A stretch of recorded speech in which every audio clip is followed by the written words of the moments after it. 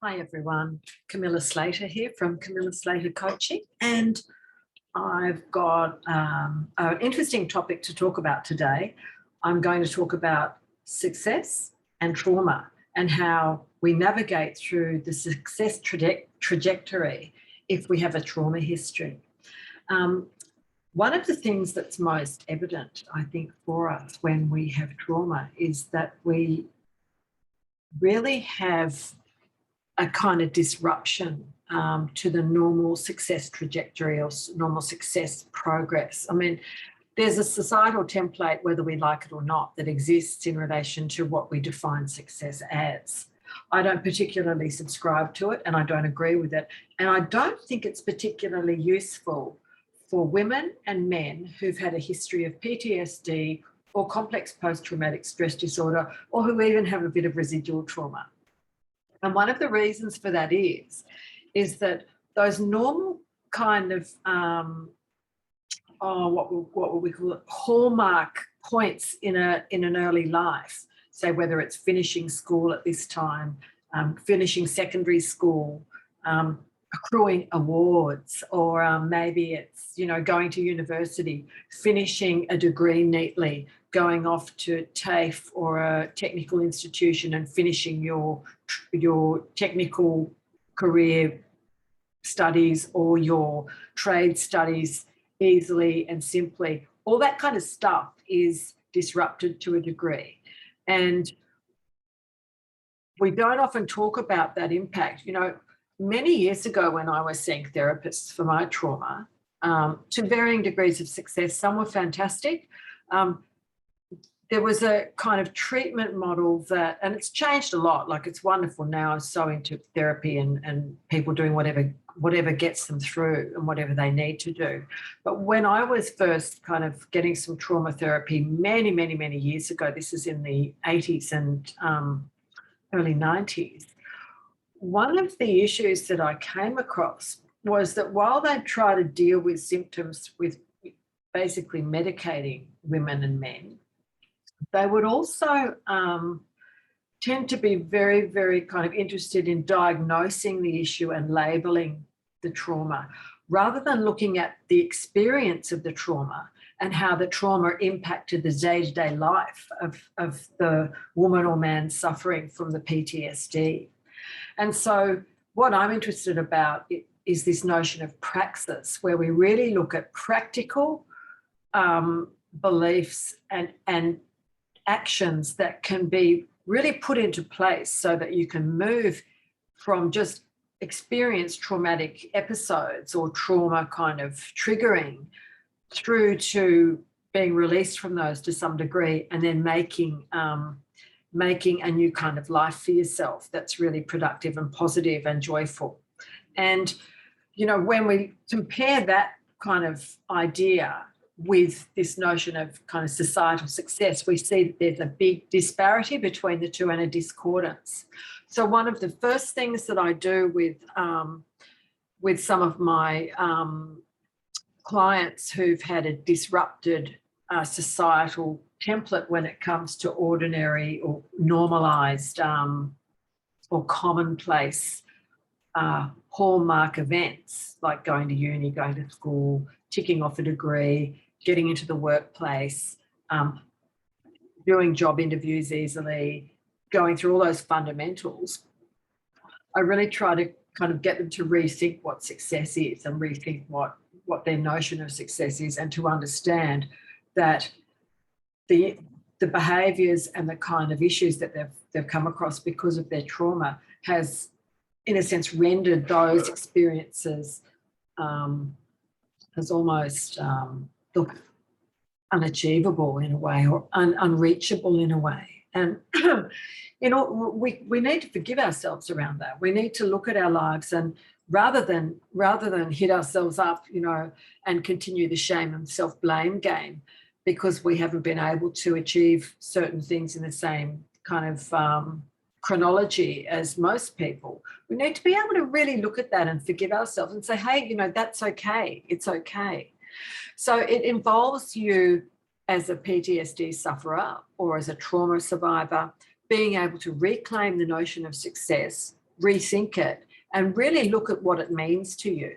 And I suppose I'll put up this sheet here because this might give you some kind of ability to just get clear on that while I'm talking. You know, I kind of like to have a few little sheets up while I'm going so that we get, here it is, it's just coming up now, so that we, you know, we can kind of get clear on what I'm talking about, and you can follow the train of thought and the kind of structure that I've put in place in regard to the topic. So we want to reclaim success. We want to have a look at success. We want to discard to some degree the societal template for success, which has been disrupted, forgive ourselves for that, and get into a kind of framework of thinking, or a new paradigm or a new template of thinking that is all about finding out what success really means to you. And this is an incredibly personal process and a personal journey, and no two notions of success are going to be the same. This is vitally important in your healing, and it's vitally important in you understanding that there's no personal shame or guilt that needs to be attached to the fact that you've had a PTSD history. So it's very healing to start thinking about how you can reclaim the notion of success in your lives and how you can go on to make meaning. And this is the third point I wanted to look at, this notion of making meaning, the long view of your life. When you're healing from trauma, it can take a long time, and you can see other friends or other family members or other people in your life or partners kind of rocking ahead a bit at times. And meanwhile, we can be kind of frozen in certain places because of the fight, flight, freeze response, collapse response, you know, and the fawn response. We will be locked into the same behaviours, and they keep on spiralling us back down again and back down again, while other people seem to be progressing in a far easier way. And one of the reasons for that is precisely that. You have this grab bag of traumatic traits or traumatic behaviours that keep impacting you whenever you try to make ground in your life or to push forward in some way, and it becomes really difficult. So there's the urge to move forward and to expand and grow, as all human beings want to, but we hit a wall because our behaviours don't match that wish to grow. So our dysfunctional behaviours set in, or our fear or anxiety will set in. You know, it may be that that we go out into the world and we go into a workplace and we want to kind of keep progressing in that workplace, but our interpersonal dynamics are kind of a little bit difficult for ourselves and for other people.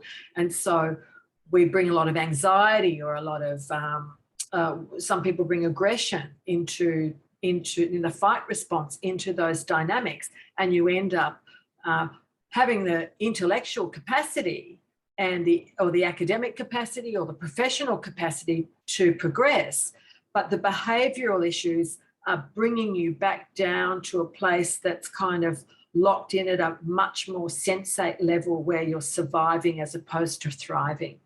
And this is very much what happens, you know, time and time again, my clients come to me, and this is the issue.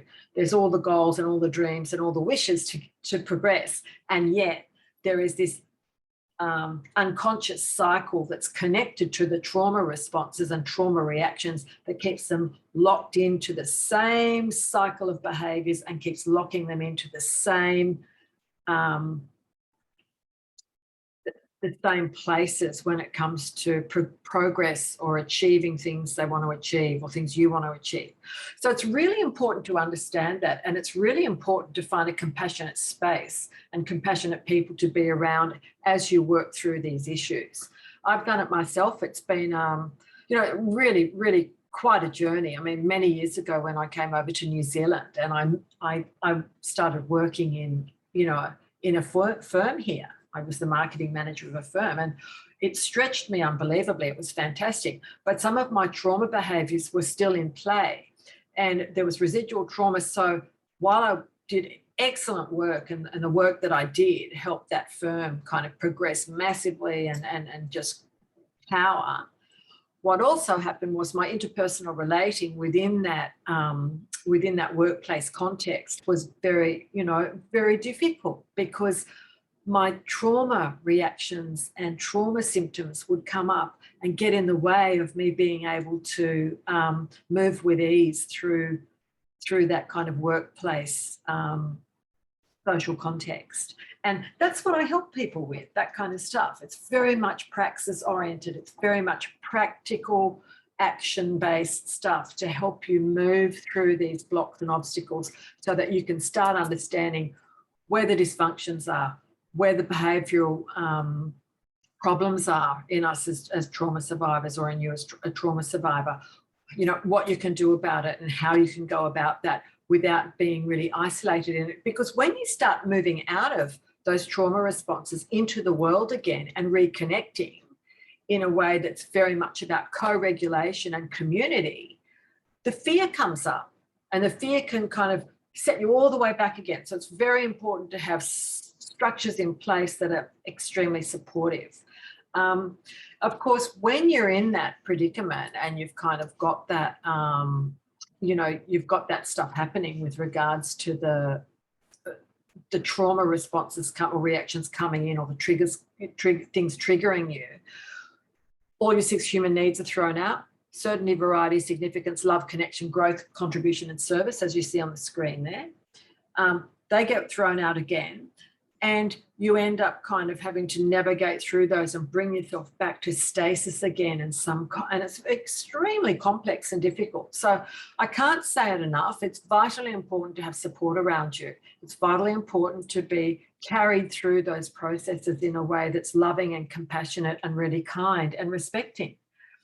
You know, and also firm, because sometimes as PTSD survivors, we can want to kind of retreat back into the safety of the cocoon. And it's just, the world isn't all bad. The world is okay. The world is joyful and beautiful.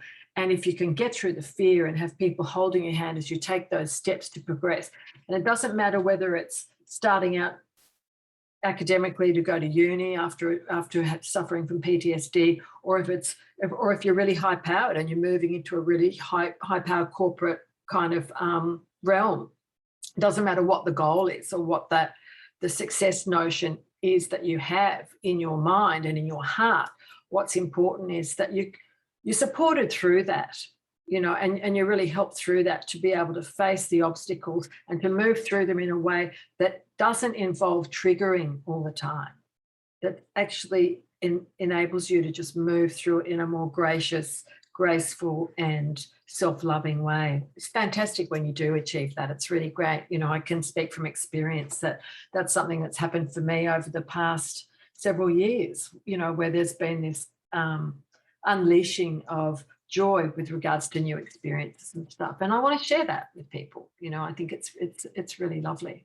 The other thing, of course, you know, there's some real need to make new meaning out of your life.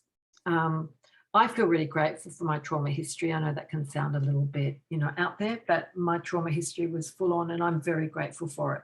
I don't have any regrets. In fact, I see that it's very much a driver in my life today, where I've been able to tie it in with my spiritual practices, with how I view the world, and with my understanding of humanity, that, you know, I have a fairly positive view of humanity today, and that wasn't always the case.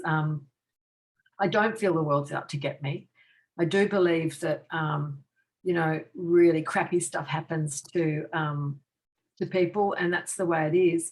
But if we can find meaning and make meaning out of that stuff, it's just such a wonderful place to be in terms of spiritual regeneration and joy and living fully. So I think that making meaning is really important. It's something I touch upon in a couple of my courses. You know, I do touch upon the process of how we make meaning and how we regenerate and recreate spirit, how we recreate physically, how we recreate mentally, emotionally, and psychologically, and how we recreate our environments around us and our relating as well. So there's 4 takeaways to maybe have a think about with regards to this little snippet on trauma and success. So number 1, it's a funny number there on that little thing. So number 1, I would say seek out constructive community. Doesn't matter where it is. It can be anywhere. Really great place to start, of course, is social media, you know, or community in your local community as well. That's been thrown out a bit by COVID, as we all know. You know, we're in new uncharted territory at the moment, and it's, you know, it's important to use other avenues if you can. So, I mean, one of the things that, you know, I do with women who have trauma histories, you know, and who do need that support or want that community is we've got a Facebook group, the CSC Change Room.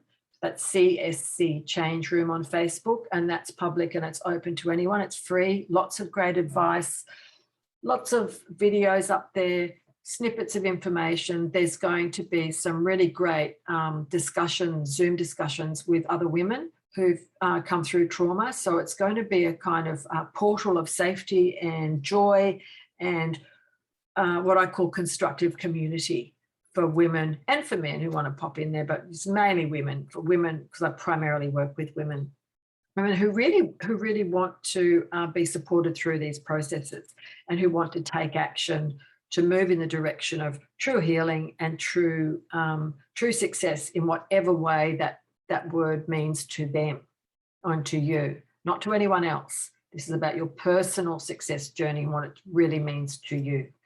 So yeah, I mean, constructive community, rethink the notion of success, throw out the social template if you need to, and start looking at it in terms of your own trajectory and your own life chronology, as disrupted as that may be, or as uniformly easy or even as it may be. Whatever your bag, whatever your jam, it doesn't really matter. Just start really looking at what your notion of success is for you. And that's tied in with imagining and reimagining and recreating goal and goal planning and stuff, which I do quite a bit of with my clients as well.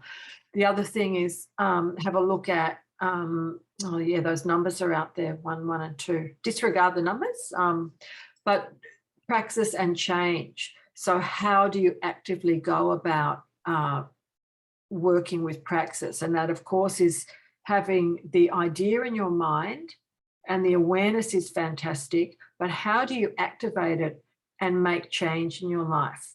How are you going about that at the moment? Are you falling down again and again and reaching the same kind of obstacles over and over again?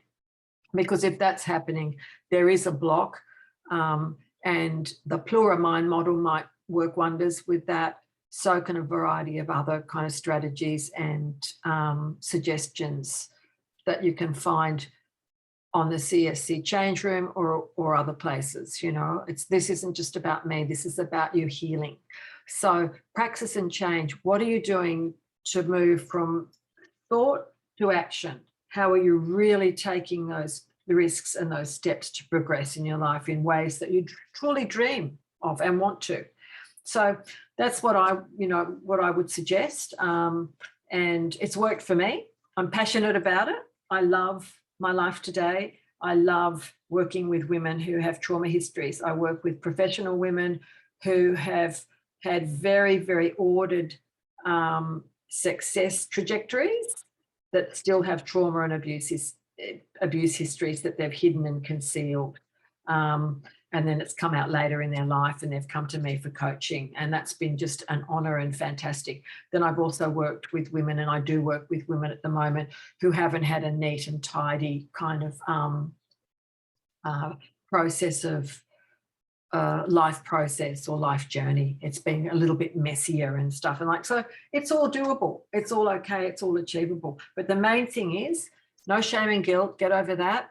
No room for it. Let it go. Time to let it go and get on with the journey and the business of being really kind to yourself, finding ways forward. I hope this helps you and you have a great day. And yeah, I'll stop the share, say goodbye personally, and I hope it helps you. If it doesn't, it doesn't. If it does, it does. But just remember, there's lots of ways forward. You know, you can contact me regarding Camilla Slater Coaching. Find the resources that you need, though. You know, this isn't just about me. This is about, you know, I do believe in service, and I do believe in putting stuff out there that's going to help women find a way forward out of the kind of issues that are constraining them and holding them back is a passion of mine. I've been so supported and helped through my journey of healing. And, you know, and I just, you know, I have an intense kind of passion for this. It's really, really just a wonderful thing to be involved in. And I find it really a great honour to be working with women who require that kind of assistance and stuff, you know, and who come to me for coaching. It's really lovely. So that's about it for today. I will finish up the video and you have a great day. And I hope you can find ways forward. See you later. Camilla Slater Coaching. Take care.